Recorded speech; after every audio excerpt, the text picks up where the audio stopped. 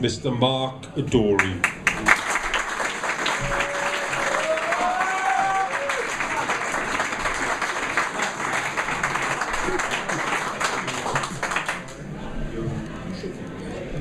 Okay, this is called Memoirs of a Space.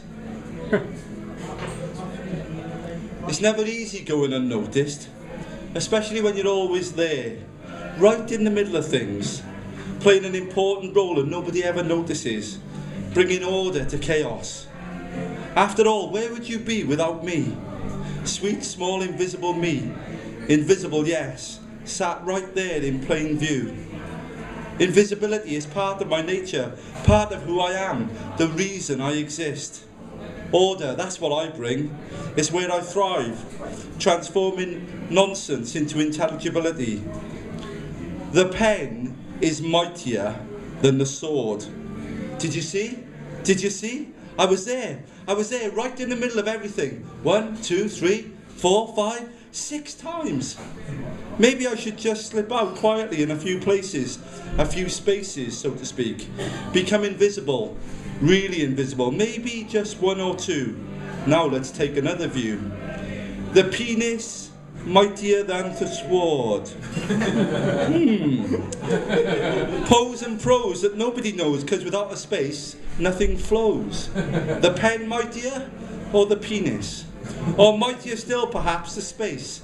Little old me bringing sense and conformity. The trouble is, no one notices. Sometimes 2 or 3 of us bunched together, becoming bigger, longer, a procession of spaces, a space queue. Yet sadly, barely more noticeable than one. But there is a place, a space where I shine, standing out bigger than all the rest, bigger and longer. Much, much longer.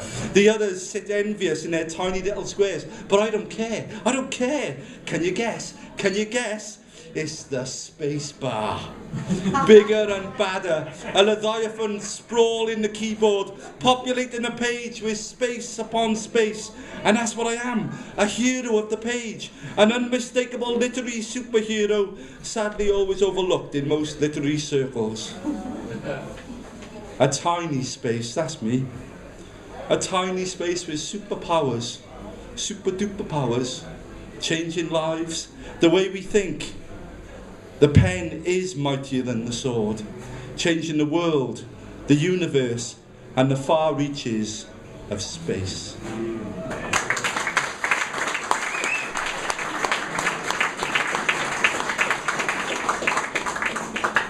One left. I got 1 left. 2. Alright, well, if you want 2, you can have 2. Do you want 2? Yeah! Just 2 as well. 2, okay, hang on in. Public has made itself clear. Okay. 3! No. No.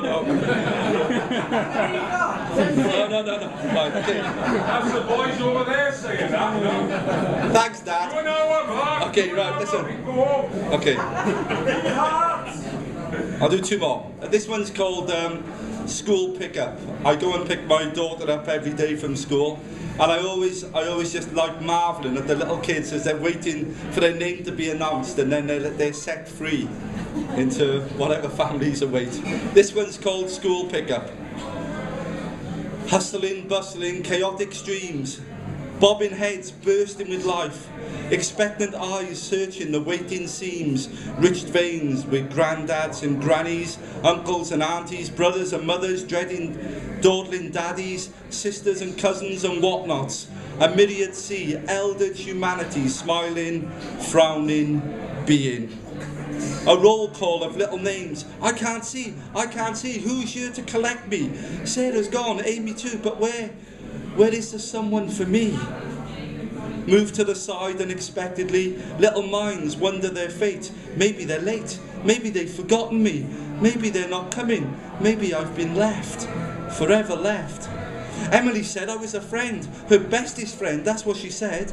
Emily's my friend too, and Sarah, and Emily, although they've gone and Emily's just behind talking to Dylan.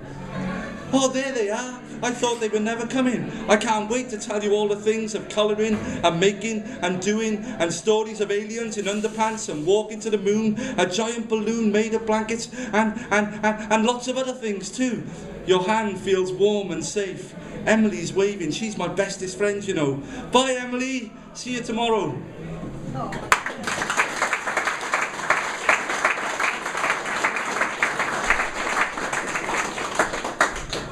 Okay, this is the last one.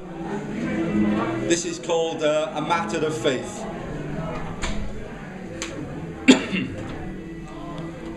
Faith. It's a funny thing. Well, not really funny at all. Quite serious, really. Very serious. For the intelligent or the very naive, who can tell? Clothing ourselves in wiseness. Is wiseness a word? So not to look too stupid or too absurd. Confounded by the profound muzzle, the floundering puzzle of faith. Some claim to have no faith. Their ultimate aim, perhaps the same as the greatest of faiths. Science versus faith. An unwilling contest, pulling this way and that. Different beginnings of matter seem to matter and matter, in worlds of invention that clatter both mind and soul. Creation or Big Bang, are they the same or different? Both are creations in their own little ways, their own little haze, creating a maze of question after question. The question is, what is the big question? What lies behind it all? Someone, something, nothing, a multitude of chance, or maybe something else? Is there anything else? Where did we come from? A distant garden or apes and monkeys who by varying degrees hold the keys, or at least a strong resemblance for some anyway, to bring us more at ease with our unproved, unmoved cousins. But the question remains, iterative in its complexity. Where did they come from before they were what they were? Evolving from something less complicated, something that didn't get eaten or trampled on, something that had to change to survive, something not quite so apey or monkey. Anything that makes sense against creation's nonsense. Forgotten gardens or evolvey, changey, survivey things. Where did it originate, this chaos of life, filled with life? Life. What's it all about? Does it have meaning or none at all? A legacy of some distant fall from grace for the human race? Or meaningless matter taking up space, leaving us little more than a bag of germs, food for worms, evolutionary games, ashes in flames, floating to eternal life or nothing? 70 years and 10, maybe to come back again, and again, and again. Perhaps there's something else, for better or for worse, a blessing or a curse, a rhino or a horse. Or maybe it's just the 70 years and 10, give or take a year or 3, lost in the echoes of an eternity that may or may not exist. And what about our evolutionary cousins? Do apes love? I mean really love, the way that we love, the way that we hate, saving thousands in a single act, condemning multitudes to death without a thought or care. Where did we come from? Caring animals, sharing animals, hating animals? Are we different or just the same? Do we agree or beg to differ? Strongly, violently, passively, indifferently? Do we really care enough to care? Do we simply hope for the best, or simply have hope in the things we cannot see, while the wise hypothesize the things we can't measure or even hope to begin to? Hope. Hope in a distant garden, a distant promise made by a man who lived upside down, turned things upside down in his upside down way. The first is last and the least is the greatest, celebrating the unlovely, ripping off the masks of those who claimed everything but knew nothing. The upside down king, someone who made himself nothing yet claimed everything, to be God, even a God that might not exist, feeding the poor, bringing sight to the blind, life to the dead by the things he did, the things he said. Eternity in his hands, loosed and free, the upside down king nailed to a tree. For you, for me, that we may have hope to be everything we were made to be. God or just man, a garden or a bang, from an ape or from a man, eternity or just a span. It's all quite simply a matter of faith. Thank you.